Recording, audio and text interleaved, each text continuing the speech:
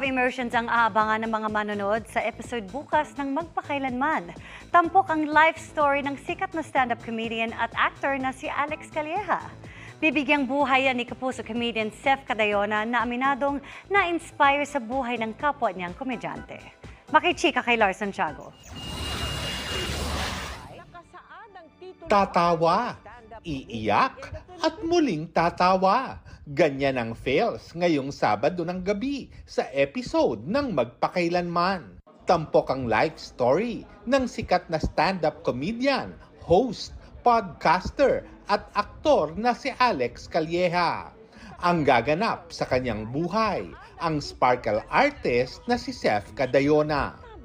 Nakita doon kung paano ako nagsimula sa comedy, ano yung mga dinaanan ko pagsubok, tapos paano ko nakilala yung asawa ko, at tapos may involved ng sugal, yung ups and down ng buhay ko. Inspiring para kay Seth ang pagganap bilang Alex Calleja na ilang beses na rin niyang nakasama sa mga event. Pero hindi raw naging madali para kay Seth ang ilang eksena. May isang segment doon na may stand-up akong sequence.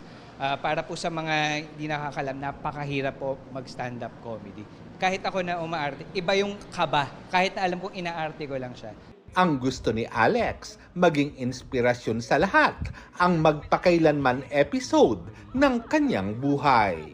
Para malaman nila kung saan ako humugot ng comedy dahil yung drama ng buhay ko, ginagawa kong comedy yun eh. Lahat ng mga success na nakikita natin, syempre sa kwento ni Sir Alex, makikita niyo yung struggle at kung paano niya nilabanan yung struggle na yun. Kasi may goal siya in life. May pangarap siya.